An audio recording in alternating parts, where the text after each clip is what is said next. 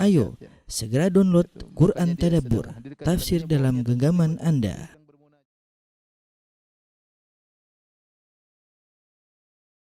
Bismillahirrahmanirrahim. Assalamualaikum warahmatullahi wabarakatuh.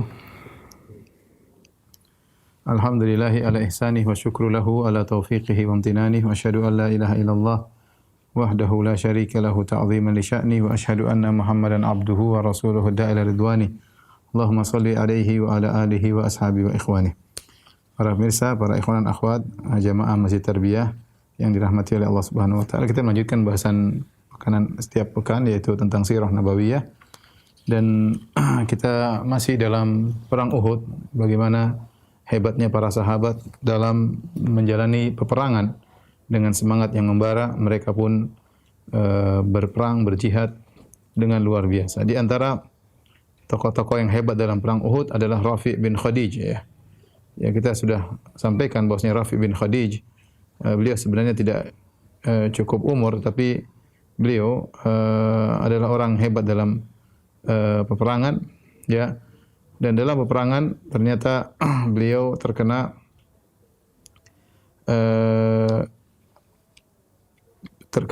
anak panah yang berada di sekitar dadanya, ya.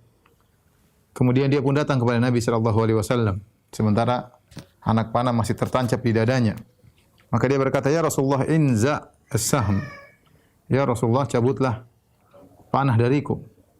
Nabi berkata, "Ya Rafi', wahai Rafi', in syi'ta naza'tu as-sahma wal qutbata jami'an." Kalau kau mau saya akan cabut panah sekaligus dengan mata panahnya dari tubuhmu sekaligus. Wa in syi'ta naza'tu sahm wa taraktul qutbah wa syahidtu laka yaumal qiyamati annaka syahid. Kalau kau mau aku hanya cabut bagian belakangnya, yaitu bagian kayunya, sementara mata panahnya tetap ada dalam tubuhmu. Dan aku akan menjadi saksi bagi engkau pada hari kiamat bahwasanya engkau adalah seorang yang syahid. Ya, maka Rafi' berkata, "Ya Rasulullah, balin as-saham." Ya Rasulullah, cabut saja kayu panahnya. Wada'il qutbah, biarin mata panah dalam tubuhku. Washhad li yaumal qiyamati anni syahid, dan jadilah engkau saksi bagiku pada hari kiamat bahwasanya aku adalah mati syahid, ya. Qala fa naza'a Rasulullah sallallahu alaihi wasallam sahma wa tarakal qutbah. Rasulullah SAW pun mencabut bagian kayunya sementara mata panah tetap berada dalam tubuh Rafi' bin Khadij. Jadi Rafi' bin Khadij ini seorang yang tidak meninggal dalam perang Uhud, tetapi tetap diberi ganjaran sebagai orang yang mati syahid. Bahkan Nabi akan menjadi saksi bagi dia bahwasanya dia akan mati syahid. Dengan syarat, Rasulullah kasih syarat, biarkan mata panah dalam tubuhmu, ya.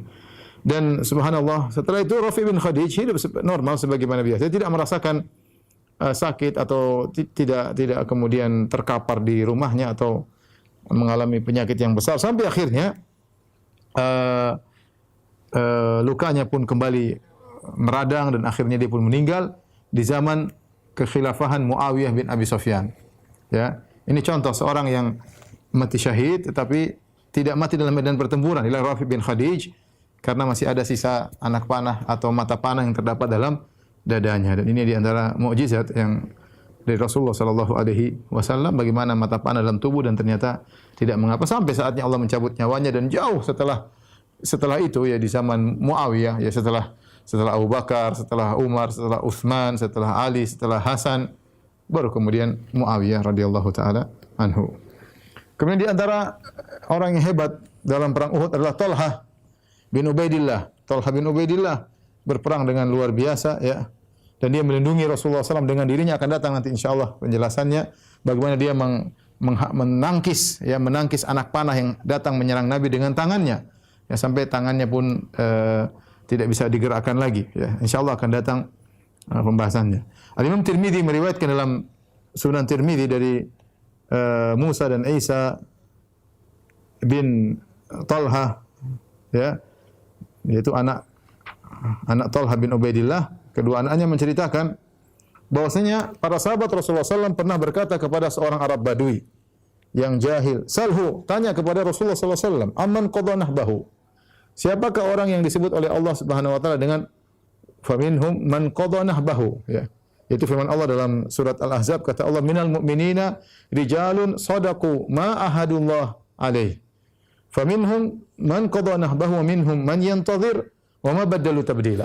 Allah mengatakan di antara kaum mukminin ada lelaki-lelaki yang mereka telah jujur atau telah memenuhi janji mereka kepada Allah Subhanahu wa taala, itu mereka berjanji untuk berperang hingga wafat sehingga mati syahid. Faminhum man qada nahbahu, di antara mereka ada yang meninggal dunia. Wa minhum man yantazir, di antara mereka ada yang menunggu kapan dia mati syahid. Tapi mereka semua sudah berjanji untuk berperang saya mati syahid. Kata Allah, "Wa badalu tabdila," dan mereka tidak merubah janji mereka. Ya. Maka ketika ada orang Arab Badui datang, sebagian sahabat suruh Arab Badui tanya kepada Nabi, karena para sahabat mereka malu untuk bertanya kepada Nabi. Nabi karismatik sehingga mereka kadang enggak enak tanya kepada Nabi sallallahu alaihi wasallam, ya.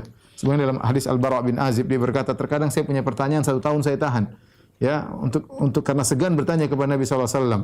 Wa kana yu'jibuna an ya'tiyana rajulun minal badiyah aqilun, dan kami senang para sahabat kalau ada datang seorang dari ahli badiyah, itu Arab Badui yang cerdas, ya. Maka kami pun suruh dia bertanya kepada Nabi sallallahu alaihi wasallam, kami mendengar jawabannya. Jadi kalau Arab Badui datang para sahabat senang karena Arab Badui tukang tanya. Bahkan sebagian riwayat para sahabat mengatakan kami pun kasih dia uang, kasih dia baju. Nih baju hadiah, tanya sama Rasulullah sallallahu alaihi wasallam, karena mungkin sahabat mau nanya enggak enak atau pertanyaan-pertanyaan yang tidak enak. Datang Arab Badui ini, maka para sahabat mendatangi Arab Badui tadi dan mengatakan, "Sal, tanyalah kepada Nabi sallallahu alaihi wasallam. Aman qada nahbahu, siapakah orang yang telah menunaikan janjinya? Man huwa, siapakah orang tersebut?" Ya. Maka Arab Badui tersebut bertanya kepada Nabi sallallahu alaihi wasallam. Maka Nabi berpaling tidak menjawab. Tsumma sa'alahu, bertanya kedua kali. Arab Badui nanya cuek, tanya kepada Nabi, "Ya Rasulullah, apa maksud Allah? Faminhum man qada nahbahu, di antara mereka ada yang sudah memenuhi janjinya." Fa'arada anhu, Nabi berpaling tidak mau jawab. Ya. Talha berkata, "Tsumma inni ittala'tu min babil masjid." Kemudian aku keluar dari masjid Nabawi. "Wa alayya thiyabun khudr," dan aku pakai baju berwarna hijau. Falamma ra'ani Rasulullah sallallahu alaihi wasallam, maka tatkala Rasulullah SAW melihatku, Rasulullah SAW berkata, "Aina sa'ilu amman qada nahbahu?" Tadi mana orang yang bertanya tentang siapa yang telah menunaikan janjinya? Qala al-a'rabiyyu, kata Arab Badui, "Saya ya Rasulullah." Kata Rasulullah SAW, "Hadza mimman qada nahbahu." Ini Talha bin Ubaidillah termasuk orang yang telah menunaikan janjinya. Subhanallah, ya. Itu langsung direkomendasi oleh Nabi sallallahu alaihi wasallam bahwa dia termasuk orang yang telah menunaikan janjinya dalam peperangan. Kemudian demikian juga kisah seorang lelaki yang melemparkan korma-kormanya, dan ini datang dalam kisah perang Badar, dalam kisah perang Uhud. Maka ada khilaf di kalangan para ulama, apakah ini dua orang berbeda atau ke kisah satu saja, apakah dalam perang Badar atau dalam perang Uhud, ya. Adapun kisahnya tatkala ada seorang datang kepada Nabi sallallahu alaihi wasallam kemudian berkata ketika perang Uhud, "Ara'aita in qutiltu fa aina ana?" Ya Rasulullah, bagaimana menurutmu kalau saya meninggal dunia dalam perang Uhud ini, aku di mana? Kata Nabi sallallahu alaihi wasallam, "Fil jannah," kau di surga. Maka dia pun melemparkan korma-korma yang ada di tangannya, kemudian dia maju dalam peperangan sampai akhirnya dia meninggal dunia, ya. Kemudian di antara sahabat yang hebat dalam berperang, seorang yang paling ahli dalam memanah yaitu Abu Talha Al-Ansari. Abu Talha Al-Ansari. Ya, beliau berperang dengan perang yang sangat hebat, ya. Al-Imam Al-Bukhari dan Imam Muslim meriwayatkan dari Anas bin Malik radhiyallahu anhu, beliau berkata, "Lamma kana yaumu Uhudin in hazama an-nasu anin Nabi sallallahu alaihi wasallam." Tatkala dalam perang Uhud, orang-orang terlepas dari Nabi sallallahu alaihi wasallam. Itu orang-orang enggak tahu di mana posisi Nabi. Ini setelah nanti terjadi kekacauan. Wa Abu Talha baina yaday Nabi sallallahu alaihi wasallam. Dan Abu Talha berada di hadapan Nabi sallallahu alaihi wasallam, mujawwibun alaihi bi hajafah. Abu Talha sendirian di depan Nabi, kemudian dia mengambil perisainya untuk menghalangi Nabi sallallahu alaihi wasallam.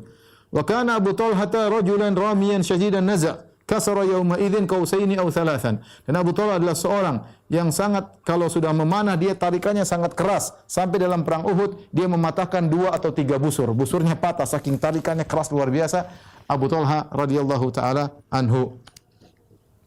Kemudian Abu Talha disenangi oleh Nabi sallallahu alaihi wasallam sampai Nabi berkata, "La sautu Abi Talhata asyaddu 'alal musyrikin min fi'ah." Sungguh suaranya Abu Talha lebih menakutkan kepada kaum musyrikin daripada sekelompok orang, ya, daripada sekelompok orang. Di antara kisah yang menakjubkan adalah kisah seorang bernama Mukhairiq, ya. Mukhairiq dialah Yahudi yang terbaik, ya. Dia termasuk salah seorang ulama Yahudi namanya Mukhairiq. Ini tidak masuk Islam, ya. Ketika terjadi peristiwa perang Uhud, tiba-tiba Allah memasukkan hidayah dalam hatinya. Maka dia datang kepada orang-orang Yahudi dan dia berkata, "Ya ma'syara Yahud, wallahi laqad alimtum anna nasra Muhammadin alaikum lahaq." Mereka berkata, wahai orang Yahudi, dia berkata, wahai orang Yahudi, sungguh kalian tahu bahwasanya Muhammad akan menangkan atas kalian. Mereka berkata, innal yawma yawmus sabt, wahai Mukhairik, sungguhnya ini hari Sabtu. Tidak boleh kita berperang. Kata Mukhairik, la sabta lakum, tidak ada Sabtu bagi kalian, tidak ada aturan hari Sabtu. Maka dia pun mengambil pedangnya, wa uddatahu dengan peralatan perangnya, kemudian dia pun pergi dan dia berkata, in usibtu famali li Muhammad. Kalau saya meninggal dalam perang Uhud, maka hartaku untuk Muhammad. Yasna'u fihi ma yasha. Silakan Muhammad melakukan terhadap hartaku apa yang dia kehendaki. Kemudian dia pun pergi menuju Rasulullah sallallahu alaihi wasallam. Kemudian dia berperang bersama Rasulullah sallallahu alaihi wasallam sampai dia meninggal. Maka Rasulullah sallallahu berkata, "Mukhairiqun khairu Yahud." Mukhairik adalah sebaik-baik Yahudi, ya. Sebaik-baik Yahudi. Di awal peperangan dalam perang Uhud, maka kaum muslimin yang menang, ya. Dan Allah sudah mengatakan dalam Al-Qur'an, "Wa laqad sadaqakumullahu wa'dahu id tahussunahum bi'idznih." Dalam awal peperangan kaum muslimin menang. Maka kaum musyrikin kocar-kacir. Sudah kita sebutkan, bendera mereka terjatuh, bendera mereka ada yang mengambil mati, ada yang mengambil mati terus. Pada kocar-kacir mereka seluruhnya. Ya, sampai begitu menangnya kaum muslimin, para wanita yang tukang provokator dari kaum musyrikin, mereka juga ikut kabur, ya, menunjukkan bahwasanya mereka sudah benar-benar kalah, ya. Al-Bara bin Azib berkata, "Fa ana wallahi ra'aitu an-nisa yashdudna qad badat khalakhiluhunna wa aswaquhunna rafi'atin thiyabahunna." Kata Al-Bara bin Azib, demi Allah ketika kaum musyrikin kalah, aku lihat para wanita, mereka kemudian kabur, mereka lari sambil mereka mengangkat baju rok-rok mereka sampai nampak perhiasan-perhiasan yang ada di kaki-kaki mereka, sampai nampak betis-betis mereka. Aku lihat. Ya, artinya sudah kabur. Tukang provokatornya pun juga ikut kabur, ya. Zubair berkata, Zubair bin Awam, wallahi laqad ra'aituni anzuru ila khadami Hind binti Utbah wa sahibatiha musyammiratin hawarib. Sungguh ketika perang Uhud aku lihat Hind binti Utbah, istrinya Abu Sufyan. Abu Sufyan pemimpin utama perang Uhud. Istrinya sudah kabur sampai kelihatan perhiasan di kakinya Hind binti Utbah. Demikian juga teman-temannya pada mengangkat rok mereka, kemudian mereka pun kabur. Ini menunjukkan benar-benar kaum musyrikin kalah, dan ini membuktikan firman Allah, wa laqad sadaqakumullahu wa'dahu. Sungguh Allah telah memenuhi janjinya, iftahussunahum bi'idznih, tatkala kalian membasmi mereka dengan izin Allah Subhanahu wa taala. Oleh karenanya mereka pun kabur dan mereka dikejar oleh kaum muslimin, dan mereka kabur, benar-benar kabur, ya. Akhirnya setelah kaum musyrikin kabur, mulailah para sahabat, ya, mengambil ghanimah. Kejar markas mereka, mereka kabur, diambillah harta dari markas-markas mereka yang mereka tinggalkan. Ya, dan tentu kemenangan kaum muslimin di antara sebabnya adalah peran para pemanah, ya, yang mereka menjaga bagian belakang kaum muslimin, ya. Kenapa? Karena Khalid bin Walid radhiyallahu anhu ketika itu masih musyrik dan dia pemimpin berkuda, dengan 200 pasukan berkudanya ingin menyerang kaum muslimin mutar dari sisi Jabal Rumat, yang di situ Jabal Rumat adalah tempat pasukan para pemanah, ya, sebagaimana pernah kita gambarkan. Bahkan Khalid bin Walid 3 kali mencoba, jadi 3 kali muter. Ini peperangan di depan sini, ya, ini Jabal Rumat, pasukan mana di sini. Khalid bin Walid, ini kaum muslimin sini, kaum musyrikin di sini. Maka kaum musyrikin berusaha muter belakang supaya apa? Supaya bisa menyerang kaum muslimin dari 2 arah. Namun Khalid bin Walid setiap kali ingin muter dipanah oleh pasukan pemanah, sehingga dia mundur lagi. Putar lagi, mundur lagi, dipanah sampai 3 kali usaha gagal terus. Sehingga akhirnya kaum musyrikin pun kalah. Tatkala kaum musyrikin sudah kabur, dan ini di antara hebatnya Khalid bin Walid. Khalid bin Walid panglima yang tidak pernah kalah. Bahkan dalam perang Uhud dia masih musyrik, dia pun tidak kalah. Orang-orang sudah kabur semua, Khalid bin Walid tenang. Berarti menunjukkan dia yang mahir dalam berperang. Kekacauan yang terjadi tidak membuat Khalid bin Walid kemudian gegabah, kemudian mundur. Dia tetap memperhatikan situasi peperangan. Meskipun kaum musyrikin sudah kabur semuanya. Maka dalam kondisi genting seperti itu dia mundur dan dia tetap tidak kabur, dan dia melihat situasi peperangan. Ketika itu dia melihat kalau para pasukan pemanah turun ikut serta mengambil ghanimah, ya. Di sinilah terjadi penyelisihan yang dilakukan oleh para pasukan pemanah.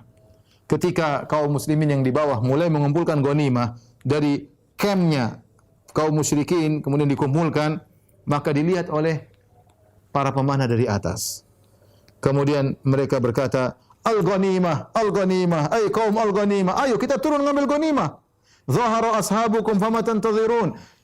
Teman-teman kita sudah menang, apalagi yang kita tunggu? Ayo kita turun ambil ghanimah. Ketika mereka hendak turun, Abdullah bin Jubair ingatkan sang pemimpin panah. Ingat, mereka 50 orang. Pimpinannya Abdullah bin Jubair. Abdullah bin Jubair radhiyallahu berkata, "Anasitu maqala Rasulullah sallallahu tidakkah kalian lupa dengan wasiat Nabi sallallahu alaihi wasallam, jangan turun apapun yang terjadi, menang atau kalah jangan turun sampai ada perintah berikutnya." Ya. Abdullah bin Jubair berkata, "Ahida ilayya Nabi an la tabrahu." Nabi sudah mengambil janji dariku, jangan kalian turun. Mereka ngeyel para sahabat. Wallahi lanatiyanna nas falanusibanna minal ghanimah. Demi Allah kami akan turun dan kami akan ikut mengambil ghanimah sebagaimana mereka. Ya. Maka turunlah para pasukan pemanah. Semua turun, tinggal sekitar tidak sampai 10 orang. Dari 50, 40 sekian turun. Tidak sampai 10 orang tersisa di atas. Disitulah Khalid bin Walid. Dari arah jauh, Khalid bin Walid melihat. Dan ini hebatnya Khalid bin Walid. Ya, melihat. Maka Khalid bin Walid melihat kesempatan emas tersebut, maka dia segera mutar dengan cepat. Kemudian dia mutar dengan pasukannya sampai kemudian dia naik di atas Jabal Rumat, kemudian dia bunuh 10 orang, pasukannya kemudian mutar sehingga sampai ke bagian belakang kaum muslimin sedang sibuk ngumpulin ghanimah. Dalam kondisi yang sangat cepat sekali. Sangat cepat sekali, ya. Kemudian akhirnya tiba-tiba diserang dari dua arah. Kemudian ada seorang wanita melihat bendera kaum musyrikin yang sudah terjatuh, dia angkat kemudian dia kibarkan kembali. Ketika dia kibarkan kembali, kaum musyrikin yang sudah kabur pada datang semuanya. Mereka tahu bahwa ada kesempatan menyerang kedua kali, padahal mereka sudah kabur. Jadi itu terjadi dengan begitu cepat. Ya, ini menunjukkan cerdasnya Khalid ibn Walid, ya. Dan bagaimana memang dia sosok panglima yang luar biasa. Tidak gegabah ketika dalam kondisi genting. Melihat situasi, ada kesempatan, langsung dia pun menyerang dan akhirnya kaum muslimin ketika itu akhirnya banyak yang berguguran. Ya. Para muslimin dirahmati Allah Subhanahu wa taala, kesalahan para pasukan pemanah ini yang menyebabkan kekalahan kaum muslimin atau banyak yang meninggal, ya. Ini Allah abadikan dalam Al-Qur'an, ya. Dalam surat Al-Imran ayat 152. Tadi Allah mengatakan di awal, "Walaqad sadaqakumullahu wa'dahu iftahussunahum bi'idnih." Sungguh Allah telah memenuhi janji Allah kepada kalian tatkala kalian menghabisi mereka dengan izin Allah. Hatta idza fashiltum wa tanaza'tum fil amr. Namun ketika kalian dalam kondisi lemah dan kalian dalam kondisi berselisih, ya. Ribut di antara kalian, satu mau turun, satu bilang jangan, berselisih. Fil amr wa asaitum, kata Allah, wa asaitum min ba'di ma arakum ma tuhibbun, dan kalian bermaksiat kepada Allah setelah Allah menampakkan apa yang kalian sukai. Itu kemenangan. Ghanimah.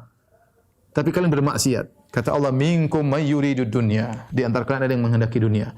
Wa minkum may yuridul akhirah. Dan di antara kalian ada yang menghendaki akhirat. Ya. Wa laqad afa ankum. Dan Allah telah memaafkan kalian. Subhanallah, ini pelajaran besar bagi kita para ikhwan dan para akhwat. Kita cerita tentang para sahabat. Para sahabat mereka murid-murid Nabi SAW. Tidak ada yang ragu tentang keikhlasan mereka. Tidak ada yang ragu tentang keikhlasan mereka. Dan mereka berperang ingin meninggal dunia. Tulus, ingin mati syahid. Ya. Oleh karenanya Ibnu Mas'ud berkata, Ibnu Mas'ud sahabat senior dari kalangan muhajirin, "Falau halaftu yawma idzin rajautu an abarra innahu laysa ahlun minna yuridud dunya." Kalau saya mau bersumpah ketika itu dan saya yakin sumpah saya benar, saya tidak akan melanggar sumpahku, saya berani berkata tidak seorang pun dari kami inginkan dunia. Benar-benar mereka tulus. Hatta anzalallahu azza wa jalla fina, sampai Allah turunkan ayatnya menegur kami, minkum may yuridud dunya wa minkum may yuridul akhirah. Di antara kalian ada yang menghendaki dunia, di antara para sahabat. Di antara kalian ada yang menghendaki akhirat. Allah bagi sahabat ternyata segelintir dari mereka menghendaki dunia. Ini perhatian bagi kita, lihatlah para sahabat ikhlas berjalan menuju peperangan, rela mengorbankan jiwa dan raga. Namun niat bisa saja berubah di tengah jalan ketika melihat ghanimah. Ternyata mereka tertarik dengan ghanimah. Detik lemah tersebut akhirnya mereka pun turun dari gunung dan akhirnya menyebabkan kekalahan. Oleh karenanya namanya kita dalam perjalanan kehidupan kita, mungkin perjalanan dakwah, terkadang kita di awal ikhlas. Tetapi bisa jadi di tengah jalan kita digoda dengan berbagai macam godaan dunia. bisa karena harta, bisa karena jabatan, bisa karena kedudukan, bisa karena popularitas, ya, bisa karena pujian-pujian orang. Tidak ada yang merasa nyaman, merasa aman bahwasanya saya pasti ikhlas terus, enggak ada. Kalau sahabat saja bisa berubah niatnya di tengah peperangan, bagaimana lagi dengan kita? Oleh karena saya ingatkan kepada orang-orang yang terjun dalam medan dakwah, mungkin di awalnya ikhlas ketika masih sulit, ketika mulai banyak orang percaya, ketika banyak orang mulai menitipkan uang, menitipkan harta mereka kepada dia, hati-hati, niatnya harus tulus, benar. Jangan tergoda. Kalau dia terjebak, segera istighfar kepada Allah Subhanahu wa taala. Kita sudah punya contoh di depan mata bagaimana para sahabat yang tadinya ikhlas, ternyata Allah mengatakan minkum mayyuridu dunya. Di antara kalian ada yang menghendaki dunia. Bahkan Allah mengatakan wa asaitum, kalian bermaksiat. Ini sahabat, cerita yang terjadi sebagai pelajaran bagi kita. Tetapi kalau sahabat Allah sudah maafkan. Kata Allah, wa laqad afallahu ankum. Wa laqad afa ankum. Sungguh Allah telah mengampuni kalian. Ya, tetapi meskipun sudah diampuni, ini pelajaran bagi kita orang-orang datang setelah zaman para sahabat. Akhirnya setelah Khalid bin Walid datang, kemudian melihat peperangan kaum musyrikin berkibar kembali, kaum musyrikin mulai datang berkumpul memerangi kaum muslimin dari dua arah, depan dan dari belakang, kaum muslimin kocar-kacir. Tadinya strategi yang dipasang oleh Nabi sallallahu alaihi wasallam buyar seluruhnya. Buyar seluruhnya, ya. Enggak tahu mereka mana pasukan depan, mana pasukan belakang, mana pasukan kanan, mana pasukan kiri. Buyar, enggak karu-karuan. Tiba-tiba pasukan berkuda kaum musyrikin masuk di tengah-tengah mereka, ya. Saking bingungnya sampai di antara mereka ada yang bunuh sahabat sendiri. Siapa sahabat yang dibunuh oleh kaum muslimin dalam perang Uhud? Adalah Al-Yaman. Al-Yaman, bapaknya Hudzaifah bin Al-Yaman. Ya, karena sudah kacau balau ketika itu. Jadi Al-Yaman ini kenapa dia dibunuh oleh kaum muslimin? Karena dia masuk perang belakangan. Ya. Ketika itu Nabi sallallahu alaihi wasallam mengizinkan Al-Yaman bapaknya Hudzaifah dan juga seorang satunya namanya Thabit bin Waqsh. Ini dua orang sudah tua. Nabi mengatakan kepada mereka berdua, tidak usah ikut perang. Kalian di kota Madinah saja, ya, jaga anak-anak, jaga wanita-wanita. Sudah enggak ikut perang, enggak usah ikut perang. Akhirnya ketika Nabi sudah masuk dalam medan pertempuran, terjadi peperangan, tiba di antara mereka saling ngobrol, mereka ingin mati syahid. Mereka berkata, "Afala na'khudhu asyafana?" Kenapa tidak ambil pedang kita? "Tsumma nalhaqu bi Rasulillah sallallahu alaihi wasallam." Kemudian kita perang bersama Nabi sallallahu alaihi wasallam. "La'allallaha yarzuquna syahadatan ma'a Rasulillah." Semoga Allah menganugerahkan kepada kita mati syahid bersama Rasulullah. Subhanallah. Dia ingin mati syahid. Akhirnya dua orang ini pun ikut perang terlambat, bawa pedang. Ketika mereka datang sudah dalam kondisi kacau. Para sahabat tidak kenal Al-Yaman karena tidak dari awal ikut perang. Ya. Sehingga mereka pun mengangkat pedang mereka dan mereka menyangka Al-Yaman ini dari musuh, maka mereka pun menikam. Ketika mereka hendak mau menikam Al-Yaman, Hudzaifah lihat bapaknya mau dibunuh, maka dia berteriak, "Ibadallah, abi, wahai teman-teman, itu bapakku." Tapi orang tidak ada, sudah kacau balau. Akhirnya mereka tikam itu. Al-Yaman meninggal dunia. Kata Hudzaifah, "Yaghfirullahu lakum." Semoga Allah memaafkan, mengampuni kalian. Ketika Nabi hendak membayar diahnya Al-Yaman, maka Hudzaifah mengatakan tidak perlu dia bersedekah dengan diah tersebut, ya. Tapi intinya ini menggambarkan bagaimana suasana yang sangat kacau sampai-sampai ada kaum muslimin yang terbunuh, ya, Hudzaifah dari pasukan kaum muslimin sendiri. Di antara yang meninggal dunia setelah dalam kondisi kacau adalah Hamzah bin Abdul Muttalib, paman Nabi sallallahu alaihi wasallam. Kita sudah sampaikan Hamzah bin Abdul Muttalib adalah paman Nabi yang dekat dengan Nabi sallallahu alaihi wasallam, secara umur juga mungkin lebih tua dari Nabi cuma 2 tahun. Kemudian kedekatan, ya, di pamannya, kemudian mereka berdua juga saudara susuan. Jadi 3 kekerabatan, saudara susuan dan umur yang berdekatan, sebaya. Meskipun Hamzah adalah paman Nabi sallallahu alaihi wasallam. Siapa yang bunuh Hamzah? Adalah Wahsy. Wahsy cerita dalam Sahih Bukhari. Dia bercerita, Wahsy bin Harb, bagaimana saya bunuh Hamzah? Dia berkata, "Kuntu gulaman li Jubair bin Mut'im." Aku adalah budaknya Jubair bin Mut'im. Kemudian Jubair bin Mut'im berkata kepada aku budaknya. Apa impian seorang budak? Merdeka, terlepas dari perbudakan.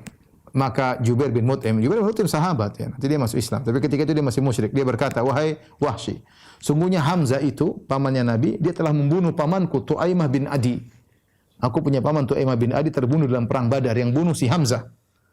Fa in qatalta Hamzah bi ammi fa antahur." Kalau kau bunuh si Hamzah, pamannya Rasul, ya, sebagai balas dendamku atas kematian pamanku Tu'aimah bin Adi, maka engkau merdeka. Dan ini cita-cita seorang budak, bagaimana bisa merdeka. Maka kata Wahsy, aku pun keluar bersama pasukan. dan aku adalah seorang dari Habasyi dan aku pandai untuk menombak, ya. Ya. Qallama ukhti'u biha syai'an. Jarang aku meleset kalau sudah nombak, jarang aku meleset. Maka aku bawa tombakku untuk membunuh Hamzah, tidak ada tujuan lain. Fa kharajtu yauma idzin ma uridu an aqtula ahadan. Aku keluar dalam perang Uhud, aku tidak ingin bunuh seorang pun. Dan aku tidak ingin memerangi kecuali Hamzah. Tatkala terjadi peperangan, aku nonton aja, ya. Aku lihat Hamzah. Maka apa kata Wahsy? Hatta ra'aitu fi ardhin nasi mithla jamal al-awraq. Aku lihat Hamzah ketika bertempur seperti onta yang berkulit hitam yang ngamuk, onta yang sedang ngamuk. Yahudun nas bi sayfi haddan. Dia potong manusia dengan kekuatannya. Ya, tidak ada yang bisa melawan Hamzah ketika itu. Fahibtuhu, kata Wahsy, aku pun takut melihat Hamzah. Karena Hamzah hebat, ya. Wa ja'altu aludhu minhu, aku mulai bersembunyi darinya, bersembunyi karena ternyata Hamzah ini hebat dalam peperangan. Faludhu bi sakhra, akhirnya aku berlindung di balik sebuah batu dan aku membawa tombakku. Hatta idza istamkantu minhu hazaztu harbati. Ketika aku melihat ada kesempatan untuk menombaknya, maka aku pun goyang-goyang tombakku, menyiapkan kekuatan. Kemudian fa arsaltuha, aku pun lempar Hamzah dan jarang meleset. Ya, fa waqa'at fi sunnatihi, ya, hatta kharajat min baini wirkaihi, ya. Maka masuklah tombakku tersebut, ya, di bawah pusar, kemudian sampai tembus di belakang, di apa namanya, bagian belakang Hamzah. Jadi tombaknya masuk, tembus. Subhanallah. Sampai keluar di antara kedua kaki Hamzah, ya. Maka Hamzah pun bangun, dia melihat Wahsy. Dan dia bangun ingin mendekati kepadaku, namun dia tidak mampu. Udah, dia pun terjatuh. Akhirnya dia pun meninggal dunia, terjatuh sampai akhirnya meninggal dunia. Kemudian aku datang kepada Hamzah, aku cabut tombakku. Kemudian aku kembali ke camp, ya. Dan aku tidak punya keperluan dalam perang Uhud kecuali membunuh Hamzah. Subhanallah, Wahsy ini akhirnya masuk Islam. Dan dialah yang nanti akhirnya membunuh Musailimah Al-Kadzdzab. Dia nanti membunuh Musailimah Al-Kadzdzab dengan tombak yang sama. Ketika dia bunuh Musailimah, kemudian ada seorang Ansar yang menyembelih kepala Musailimah, maka Wahsy berkata, wa in qataltuhu faqad qataltu khairan nas wa syarran nas. Kalau saya yang bunuh Musailimah Al-Kadzdzab dalam ma'rakatil Yamamah, dalam perang Yamamah, sungguh aku telah membunuh, dengan tombakku ini aku telah membunuh orang terbaik Hamzah dan orang terburuk Musailimah. Jadi dia ingin membalas kesalahannya karena membunuh Hamzah dengan tombak tersebut. Tapi dia masuk Islam, dan para sahabat juga pada Abu Sufyan masuk Islam. Kemudian Khalid bin Walid masuk Islam, Ikrimah bin Abi Jahal masuk Islam, Sufyan bin Umayyah masuk Islam. Banyak pasukan kaum musyrikin yang ikut dalam perang Uhud masuk Islam. Oleh karenanya, terkadang kita dapati orang-orang Syiah ketika di Madinah, mereka datang di depan kuburan Uhud, mereka berkata, Allahumma la'an man qatala Hamzah. Ya Allah, laknatlah orang yang membunuh Hamzah. Ya Allah, laknatlah orang-orang yang membunuh para syuhada Uhud. Ya akhi, yang membunuh mereka sebagian kaum muslimin. Khalid bin Walid sudah masuk Islam. Abu Sufyan sudah masuk Islam, Wahsy sudah masuk Islam. Maka tidak benar doa seperti ini. Doanya orang Syiah, ya. Tidak benar, ya. Baik.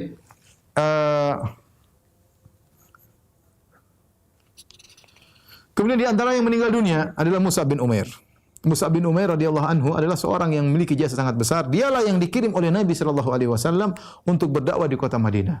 Kita sudah pernah ceritakan bagaimana Mus'ab bin Umair yang tadinya seorang anak yang bapak kedua orang tuanya sangat membenarkan Mus'ab sampai bajunya diimpor dari luar Mekah, sendalnya diimpor dari luar Mekah, minyak wanginya sangat harum, kulitnya sangat halus, kalau sudah berjalan dari jauh sudah tercium aroma wangi tubuhnya. Kemudian tiba-tiba dia masuk Islam, akhirnya ketahuan oleh kedua orang tuanya, maka semua subsidi habis diambil oleh kedua orang tuanya, mulai dia pakai baju sampai bajunya yang tadi baju sangat indah, baju robek-robek dijahit-jahit. Kemudian kulitnya yang tadi halus bersisik seperti sisik ular. Tapi Mus'ab sabar. Dan Nabi tidak memilih sembarang orang untuk berdakwah di kota Madinah. Nabi pilih Mus'ab. Dia dulu orang kaya. Dia tahu bagaimana berhadapan dengan orang kaya. Dia tahu bagaimana berbicara yang baik. Dan benar ketika Mus'ab dikirim ke kota Madinah, banyak yang masuk Islam dengan dakwah Mus'ab. Makanya ketika perang Uhud, yang jadi membawa bendera kaum muhajirin Mus'ab bin Umair. Nabi muliakan. Dia yang memegang bendera kaum muhajirin. Tapi Mus'ab bin Umair ini, kalau dia sudah pakai baju perang, sangat mirip perawakannya seperti Nabi. Sangat mirip penampilannya seperti Nabi sallallahu alaihi wasallam. Dan ada seorang musyrik namanya Ibnu Qami'ah. dan dia adalah seorang pasukan berkuda. Dia sudah cita-cita ingin bunuh Muhammad, ingin bunuh Nabi sallallahu alaihi wasallam. Akhirnya ketika dia pergi, dia melihat Mus'ab yang bawa bendera, dia pikir itu Rasulullah sallallahu alaihi wasallam. Maka dia pun datang kepada Mus'ab, kemudian dia potong tangannya, tangan kanannya, maka tangan kanan Mus'ab terputus. Dan Mus'ab membaca firman Allah, "Wa ma Muhammadun illa rasulun qad khalat min qablihi rusul." Tidaklah Muhammad kecuali seorang rasul yang telah datang sebelumnya para rasul. Kemudian dia memegang bendera dengan tangan kirinya, maka Ibnu Qamiyah memotong lagi tangan kirinya. Kemudian dia memegang bendera dengan kedua lengan atasnya. Dengan dadanya dia dekap. Dan dia baca firman Allah, "Wa ma Muhammadun illa rasulun qad khalat min qablihi rusul." Maka kemudian Ibnu Qamiyah pun menombaknya dengan tombak. Akhirnya Mus'ab bin Umair radhiyallahu anhu pun meninggal dunia dan bendera pun terjatuh. Maka Rasulullah sallallahu alaihi wasallam menyuruh Ali bin Abi Thalib untuk mengangkat bendera tersebut. Para pemirsa yang dirahmati Allah Subhanahu wa taala, ketika Ibnu Qamiyah berhasil membunuh Mus'ab bin Umair, dia menyangka dia telah membunuh Rasulullah sallallahu alaihi wasallam. Maka dia pun teriak dengan saking girangnya, dia berkata, "Qataltu Muhammadan, sungguh aku telah membunuh Muhammad. Sungguh aku telah membunuh Muhammad." Maka berita ini tersebar. Karena kondisi lagi kacau. Kondisi kacau, Rasulullah di mana mereka tidak tahu. Pasukan kaum musyrikin masuk ke tengah-tengah barisan kaum muslimin, tidak tahu apa yang terjadi, mana bagian depan, mana bagian belakang, dan mereka tidak tahu di mana posisi Nabi sallallahu alaihi wasallam. Begitu ada kabar, Ibnu Qamiyah berkata, "Qataltu Muhammad," dan aku telah membunuh Muhammad, maka jadilah heboh di barisan kaum muslimin. Sehingga ketika terdengar isu hoax ketika itu, Rasulullah SAW sudah meninggal dunia, maka kaum musyrikin terbagi menjadi, atau kaum muslimin, pasukan kaum muslimin terbagi menjadi tiga model. Model yang pertama adalah sedikit yang mereka kabur, tidak tahu apa yang mereka lakukan. Mereka dengar Nabi Muhammad SAW sudah meninggal, mereka pun kabur balik ke kota Madinah. Di antara orang-orang tersebut yang kabur dari peperangan kemudian menuju kota Madinah, di antaranya Utsman bin Affan radhiyallahu anhu, adalah menantu Nabi sallallahu alaihi wasallam. Tapi kita lanjutkan, di antara segelintir sahabat yang kebingungan tatkala itu karena mendengar berita Rasulullah SAW meninggal dunia, akhirnya balik ke kota Madinah, di antara Utsman bin Affan, Al-Harits bin Hatib, Sawad bin Ghaziyah, Sa'ad dan Uqbah ibnu Utsman, kemudian Rifa'ah, kemudian Kharijah bin Amr, Aus bin Qaizi. Mereka inilah yang ditegur oleh Allah Subhanahu wa taala. Allah mengatakan, "Innal ladzina tawallaw minkum yaumal taqal jam'ani innama stazalluhumus syaitanu bi ba'dhi ma kasabu." Sungguhnya orang-orang yang berpaling dari kalian ketika terjadi pertemuan di antara dua pasukan, yaitu kabur, sungguhnya mereka telah digelincirkan oleh syaitan akibat perbuatan yang mereka pernah lakukan. Jadi Allah menerangkan bahwasanya mereka kabur itu ada kesalahan awal yang pernah mereka lakukan. Ini menunjukkan bahwasanya dosa bisa mengantarkan, menggiring kepada kesalahan berikutnya. Orang-orang Syiah sering mencela Utsman karena mereka benci kepada Utsman. Ya, padahal Utsman adalah mantu Nabi, menikah dengan Ruqayyah, kemudian menikah dengan Ummu Kulthum. 2 kali menikah dengan putri Nabi sallallahu alaihi wasallam. Makanya diberi gelar dengan Dzunurain, pemilik 2 cahaya, karena menikahi 2 putri Nabi sallallahu alaihi wasallam setelah Ruqayyah meninggal, kemudian Ummu Kulthum. Ya. Mereka mencela Utsman. Utsman kabur. Ingat, benar. Utsman kabur dari perang Uhud karena kondisi yang goncang tatkala itu, bahwasanya Rasulullah SAW dikabarkan sudah meninggal dunia. Tapi apa kata Allah setelah itu? Kata Allah, kita lanjutkan ayatnya, "Innal ladzina tawallaw minkum yaumal taqal jam'ani innama stazaluhumus syaitanu bi ba'dhi ma kasabu wa laqad afallahu anhum innallaha ghafurun halim." Sungguhnya orang-orang yang berpaling dari kalian ketika terjadi perang Uhud, sungguhnya mereka digelincirkan oleh syaitan akibat dosa yang pernah mereka lakukan. Wa laqad afallahu anhum, sungguh Allah telah memaafkan mereka. Innallaha ghafurun halim, sungguhnya Allah Maha Pengampun lagi Maha bijak, ya. Di sini Allah mengatakan, "Wa laqad afallahu anhum," sungguh Allah telah mengampuni mereka. Ya sudah selesai. Ya. Kalau Allah sudah mengampuni Utsman, apa urusan Anda mencela Utsman bin Affan? Oleh karena Imam Al-Bukhari meriwayatkan dalam sahihnya dari Utsman bin Mauhib, dia berkata, datang seorang laki berhaji. Maka dia melihat sekelompok orang sedang duduk, maka dia berkata, siapa orang sedang duduk tersebut? Maka dikatakan mereka adalah orang Quraisy. Qalu mani syekh, siapa orang tua yang sedang duduk di antara orang Quraisy tersebut? Ibnu Umar. Itu Ibnu Umar. Maka orang ini pun datang kepada Ibnu Umar. Kemudian dia berkata, "Inni sa'iluka an syai'in, atuhaddithuni, saya ingin tanya kepada engkau tentang sesuatu. Apa kau beri jawabannya?" Ya. Qala, kemudian dia bertanya, anshuduka bi hurmati hadzal bait. Ata'lamu anna Utsman bin Affan farra yauma Uhud? Dia yang cari gara-gara, dia bilang aku bersumpah dengan kehormatan Ka'bah. Ya. Atau aku meminta engkau dengan kehormatan Ka'bah. Bukankah kau tahu bahwasanya Utsman bin Affan kabur ketika perang Uhud? Maka kata Ibnu Umar? Amma firaruhu yauma Uhudin fa asyhadu anna Allah afa anhu. Benar, adapun Utsman ketika kabur dalam perang Uhud, aku bersaksi bahwasanya Allah telah memaafkan. Sudah selesai. Allah telah memaafkan. Ini jadi saya katakan tadi kaum muslimin terpecah menjadi 3 kelompok. Kelompok pertama tadi yang kabur, di antaranya Utsman, tapi Allah sudah maafkan. Kelompok yang kedua yang bingung apa yang harus mereka lakukan. Akhirnya mereka berperang, yang penting mereka melanjutkan peperangan dan mereka membela diri mereka, ya. Sampai meninggal dunia. Ini kebanyakan para sahabat. Mereka tidak gentar, mereka terus berperang. Sudah tinggal lawan apa di depan musuh, lawan, enggak tahu apa yang terjadi selanjutnya. Rasulullah sudah meninggal. Kita bisa lihat bagaimana perasaan para sahabat. Pimpinan perangnya sudah meninggal. Mungkin kata orang, kenapa Utsman kabur? Ya subhanallah, coba Anda dalam kondisi seperti itu, tidak mudah. Ya, Utsman ini bukan orang sembarang. Tapi kondisi Rasulullah sudah meninggal. Nabi yang diharapkan, kemudian pimpinan perang, kemudian meninggal dunia. Ya sudah, mereka bingung mau apa. Yang penting kabur, entah apa yang mereka lakukan. Ada yang lari ke gunung, ada yang lari ke kota Madinah. Tapi Allah sudah maafkan mereka karena kondisi memang sangat berat sehingga Allah maafkan mereka. Yang kedua berperang, terus tidak kabur, bertempur sampai meninggal. Ini kebanyakan para sahabat, ya.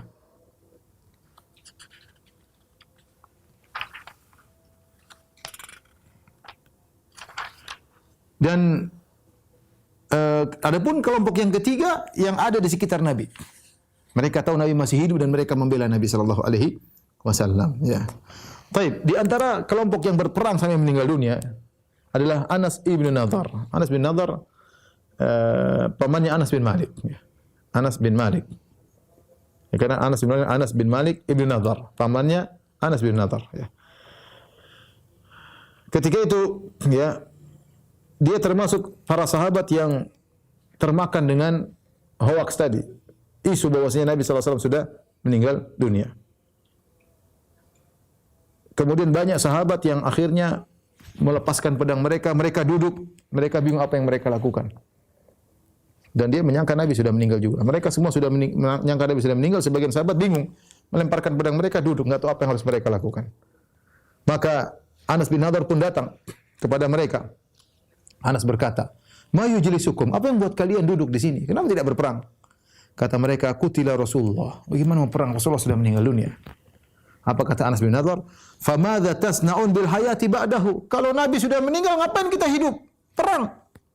Kumu famutu ala ma mata alaihi Rasulullah. Iman dia tetap kuat. Berdirilah dan matilah sebagaimana apa yang dibawa oleh Nabi sallallahu alaihi wasallam. Mati di atas kematian Rasulullah sallallahu alaihi wasallam. Maka dia pun tegak, kemudian dia pun berkata kepada Allah. Dia berkata, "Allahumma inni a'tadziru ilaika bima sana'a haula." Ya Allah, aku minta maaf kepada Engkau dengan yang dilakukan oleh teman-temanku yang mereka melemparkan pedang, mereka tidak ikut berperang. Wa abra'u ilaika bima sana'a haula. Dan aku berlepas diri kepada Engkau ya Allah dari apa yang dilakukan orang musyrikin yang mereka memerangi kami. Kemudian dia pun berperang maju. Kemudian dia bertemu dengan Sa'ad bin Mu'adz. Siapa Sa'ad bin Mu'adz? Pimpinan suku Aus. Sahabat jagoan. Kita bilang dua sahabat Sa'ad jagoan, Sa'ad bin Mu'adz, Sa'ad bin Ubadah. Dua-dua jagoan. Satunya pimpinan suku Aus, satunya pimpinan suku Khazraj. Ketika Sa'ad bin Mu'adz yang orang jagoan ini, sahabat ini, dia lihat Anas bin Nadhr dan Sa'ad bin Mu'adz dalam kondisi sangat sedih. Maka dia bertanya, "Aina ya Aba Amr? Kau hendak ke mana wahai Anas bin Nadhr?" Maka Anas bin Nadhr berkata, "Ya Sa'ad bin Mu'adz, al-jannah wa rabbi an-nasr." Aku ingin surga. Aku hendak pergi ke surga. Ini ajidu riha duna Uhud. Aku mencium bau surga dari arah gunung Uhud. Maka dia pun maju. Kemudian dia berperang bersama melawan kaum musyrikin sampai dia meninggal dunia. Sa'ad bin Mu'adz yang jagoan saja tidak maju seperti Anas bin Nadhr. Kemudian setelah perang selesai, Sa'ad bin Mu'adz datang kepada Nabi. Dia berkata, "Ya Rasulullah, famastata'tu ya Rasulullah an asna'a ma sana'a Anas bin Nadhr." Ya Rasulullah, aku tidak mampu melakukan seperti yang dilakukan oleh Anas bin Nadhr. Ya. Ketika ditemukan di jasadnya ditemukan 80 sekian bekas luka dari tombak, pedang, kemudian tusukan tombak, ya, bekas anak panah, bekas pedang 80 lebih. Sampai saking rusak tubuhnya, Anas bin Nadar dicincang oleh orang-orang 80, sudah mukanya enggak tahu, robek sana, robek sini badannya. Ini mayat siapa? Enggak ada yang kenal. Yang kenal ternyata ukhtuhu, yaitu saudari perempuannya. Kenal dari mana? Dari jari-jarinya. Dia tahu ini jari kakakku ini. Anas bin Nadar punya ciri-ciri jarinya bagus. Ketika dilihat jarinya masih bagus, dilihat ini jari, tubuhnya sudah enggak dikenal. Ini jari kakaknya Anas ibn Nadar radhiyallahu taala anhu, ya. Ini dalil tentang keutamaan Anas bin Nadar. Kemudian kelompok yang ketiga siapa? Yaitu sekelompok kecil yang kokoh bersama Nabi. Mereka tahu berita tentang wafatnya Nabi hanyalah isu, dan mereka sedang berada di sekeliling Rasulullah sallallahu alaihi wasallam, dan mereka berperang bersama Nabi sallallahu alaihi wasallam. Dan di antara yang kokoh, tidak gentar sama sekali, tidak mundur sama sekali, Nabi sallallahu alaihi wasallam. Al-Miqdad bin Amr berkata, "Fa waladhi ba'athahu bil haqq, ma zalat qadamuhu shibran wahidan an mawqifihi wa innahu la fi wajhil adu." Kata Al-Miqdad bin Amr, demi Allah saya melihat Nabi tidak sejengkal pun mundur, dan dia tetap tegar menghadap musuh meskipun tidak ada orang banyak di sekitar Nabi sallallahu alaihi wasallam. Oleh karenanya Ali bin Abi Thalib yang seorang jagoan yang sangat hebat, nanti kita akan tahu bagaimana hebatnya Ali bin Abi Thalib terutama dalam perang Khandaq. Apa kata Ali bin dalam perang Khandaq, dalam perang dalam perang-perang yang lain, ya.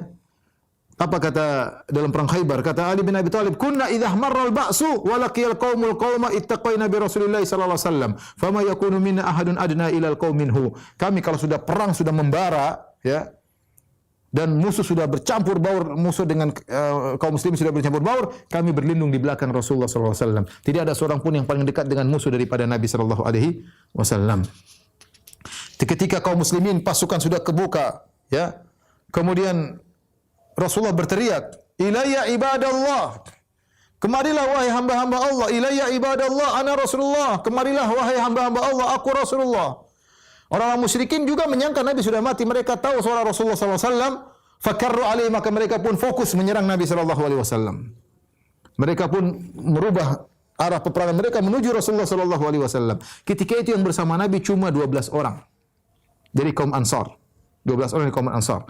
Di antaranya adalah Talha bin Ubaidillah. Ada yang mengatakan cuma 7 berserta 2 orang dari Quraisy. Ya. Ada yang mengatakan 14 orang, 7 dari kaum Muhajirin, 7 dari kaum Ansar, 7 dari kaum Muhajirin. Di antara kaum Muhajirin adalah Abu Bakar dan 7 orang dari Ansar. Imam Muslim meriwayatkan ketika dalam perang Uhud, ya, kemudian Nabi sudah cuma di sekitar dia cuma sekitar 14 orang, ada yang mengatakan cuma 9 orang, intinya masih sedikit. Dan orang-orang musyrikin mulai berjalan menuju Rasulullah sallallahu alaihi wasallam. Maka Rasulullah SAW berkata, "Man yarudduhum anna walahul jannatu aw huwa rafiqi fil jannah." Siapa yang menghadang mereka untuk membelaku, maka bagi dia surga. Bahkan Nabi berkata, "Huwa rafiqi fil jannah," dia akan menemaniku di surga. Maka salah seorang dari kaum Ansar maju, kemudian dia menghadang, banyak orang datang menuju Nabi, dia lawan sendiri. Kemudian mereka bunuh dia. Mati syahid orang Ansar ini. Kaum musyrikin terus menuju Nabi sallallahu alaihi wasallam, entah berapa jumlah mereka, tapi mereka menyerang Nabi sallallahu alaihi wasallam. Nabi berkata lagi, "Man yarudduhum anna walahul jannah aw huwa rafiqi fil jannah." Barang siapa yang melindungi kami dari mereka, maka dia menjadi temanku di surga. Maka seorang kaum Ansar pun berdiri lagi. Kemudian dia menghadang mereka, tidak bisa, perlawanan tidak mungkin, datang pasti mati. Karena musuh banyak, sementara dia sendiri berusaha untuk menghadang, untuk memperlambat serangan mereka. Maka maju, kemudian meninggal pula. Ya, mati syahid. Satu demi satu berusaha menghadang sampai 7 Ansar semuanya meninggal dunia. Kenapa? Karena mereka mendengar kata Nabi, siapa yang menghadang mereka, dia menjadi temanku di surga. Siapa yang tidak ingin jadi teman Rasulullah SAW? Surga di hadapan mata, maka mereka tidak peduli, yang penting bisa membela Rasulullah SAW. Kemudian Nabi berkata kepada 2 orang Muhajirin, "Ma ansafna ashabana." Kita tidak adil nih. Ya. Kasihan mereka meninggal sementara kaum Muhajirin masih ada, ya. Dalam riwayat yang lain, kaum musyrikin kemudian menuju kepada Nabi sallallahu alaihi wasallam. Nabi berkata, "Manil qaum?" Siapa yang menghadang mereka? Talha bin Ubaidillah berkata, "Ana ya Rasulullah, saya akan menghadang mereka." Kata Rasulullah, "Kama anta." Kau diam di situ. Seorang Ansar berkata, "Ana ya Rasulullah, saya akan menghadang mereka." Kata Rasulullah, Anda maju. Akhirnya dia maju, akhirnya dia meninggal dunia. Rasulullah berkata lagi, "Manil qaum, siapa yang menghadang mereka?" Talha bin Ubaidillah, Muhajirin berkata, "Ana ya Rasulullah." Kata Rasulullah, "Kama anta, kau tidak usah." Satu lagi kaum Ansar maju, akhirnya meninggal dunia. Terus ya, sampai meninggal ya 7 orang dari kaum Muhajirin. Ketika itu ya, dari kaum Ansar, yang terakhir meninggal dari kaum Ansar adalah Umarah bin Ziyad bin Sakan. Ya, dia berperang sampai terluka sampai akhirnya meninggal dunia. Ketika dia terluka, Rasulullah SAW mengatakan, "Adunuhu minni," bawa dia kepadaku. Ya, maka didekatkan kepada Nabi SAW. Kemudian Rasulullah menjadikan kakinya sebagai bantalnya. Kemudian pipinya di kaki Nabi SAW, akhirnya meninggal dunia. Ketika itu tidak ada orang bersama Nabi SAW kecuali siapa? Talha bin Ubaidillah dan Sa'ad bin Abi Waqqas. Cuma 2 orang. Tidak ada orang di sekeliling Nabi. Bayangkan. Kaum musyrikin datang kepada Nabi SAW. Maka kaum musyrikin semakin menyerang Nabi SAW, sementara Nabi cuma dilindungi oleh 2 orang, Sa'ad bin Abi Waqqas dan Talha bin Ubaidillah. Maka mereka ada seorang namanya Utbah bin Abi Waqqas. Utbah bin Abi Waqqas saudara Sa'ad bin Abi Waqqas, tapi dia musyrik.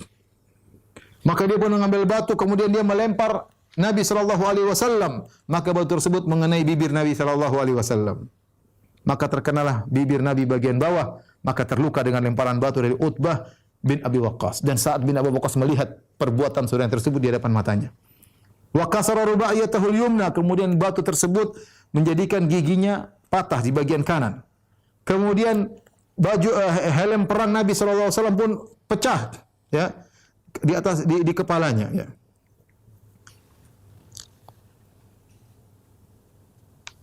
Kemudian Ibnu Qami'ah datang kepada Nabi SAW, kemudian dia memukul Nabi SAW, tapi Nabi tidak pakai baju perang. Kemudian mengenai pundak Nabi SAW, ya, dan ini sangat benar-benar membuat Nabi SAW ya parah karena pukulan yang sangat hantaman yang sangat keras di bagian pundak Nabi SAW bagian kanan. Dan ini membuat Nabi SAW sangat sakit. Lebih dari sebulan Nabi berusaha menyembuhkan hantaman yang mengenai pundaknya. Suma daraba ala wajnatihi, kemudian mukul Nabi SAW mengenai 2 pipinya, ya. Kemudian dengan sombongnya dia berkata, "Khudha, ini ambil pukulanku wahai Muhammad, wa ana ibnu Qami'ah, akulah ibnu Qami'ah." Akhirnya Nabi kan pakai helm perang. Akhirnya ada semacam lingkaran-lingkaran besi dalam helm perang tersebut, ya, masuk ke dalam pipi Nabi SAW karena pukulan hantaman yang kuat dari ibnu Qami'ah. Maka Rasulullah SAW berkata, "Akmakallah azza wa jalla." Semoga Allah Subhanahu wa taala membinasakan engkau, menghinakan engkau. Kemudian Rasulullah SAW menghadang kaum musyrikin, dia terundur, Rasulullah mundur, akhirnya jatuh ke dalam sebuah lubang. Yang lubang tersebut dibuat oleh Abu Amir Al-Fasiq, ya. Yang untuk menjebak kaum muslimin, Nabi tidak melihat lubang tersebut, Nabi pun terjatuh sehingga kedua lutut beliau pun terluka. Kemudian Ali bin Abi Thalib memegang tangan Nabi SAW sampai Nabi SAW berdiri dengan lurus. Maka Nabi SAW berkata, "Ishtadda ghadabullah ala qaumin damma wajha Rasulillah." Sungguh telah berat murka Allah kepada suatu kaum yang membuat wajah nabinya berdarah, ya. Maka ketika Nabi berdoa kepada Ibnu Qami'ah yang membunuh Musa bin Umair, dan Ibnu Qami'ah yang memukul, menghantam pundak Nabi SAW, dan Nabi berkata, "Akmakallah, semoga Allah menghinakan engkau." Dan doa Nabi SAW ternyata dikabulkan. Suatu hari Ibnu Qami'ah setelah perang Uhud, dia pulang ke keluarganya dan dia mencari kambingnya, ya. Kemudian dia cari kambingnya, ternyata kambingnya berada di puncak gunung, ya. Ketika sampai di puncak gunung, maka Allah kirim ada kambing bertanduk, kambing jantan bertanduk, kemudian menanduk-nanduk dia sampai badannya tercincang-cincang oleh kambing yang dikirim oleh Allah Subhanahu wa taala. Kemudian dia pun terjatuh dari puncak gunung tersebut. Ketika kaum musyrikin berjalan menuju, tadi kita lihat bagaimana Rasulullah SAW terluka, ya, bibir beliau pecah, darah, kemudian gigi beliau patah, kemudian besi masuk di pipi Nabi SAW, kemudian pundak beliau dihantam oleh Ibnu Qami'ah. Kaum musyrikin intinya ingin membunuh Nabi SAW. Tapi ada Talha bin Ubaidillah dan ada Sa'ad bin Abi Waqqas radhiyallahu taala anhum. 2 orang ini tersisa bersama Nabi SAW. Maka mereka berdua membela Nabi SAW dengan luar biasa.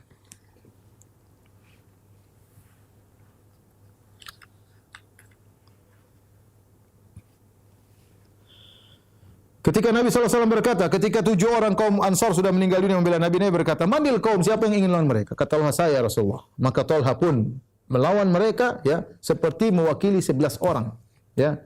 Kemudian dia pun berperang sampai akhirnya tangannya dihantam oleh kaum musyrikin sampai jari-jarinya ya terputus ketika dihantam oleh kaum musyrikin.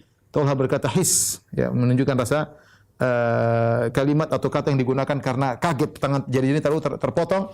Maka Rasulullah berkata, "Lau qulta bismillah, rafa'at kal malaikatu wan nasu yanzurun." Kalau kau bilang bismillah tadi, kau akan diangkat oleh malaikat dan orang akan melihat. Ya. Kemudian sampai Talha bin Ubaidillah sampai tangan beliau sudah enggak bisa digerakkan ketika itu gara-gara membela Nabi sallallahu alaihi wasallam. Dan beliau terluka tatkala itu ditemukan luka dalam tubuh beliau 20 lebih bekas luka yang ada dalam tubuhnya karena membela Rasulullah sallallahu alaihi wasallam. Demikian juga ada Sa'ad bin Abi Waqqas radhiyallahu taala anhu. Maka dia pembela Nabi sallallahu alaihi wasallam.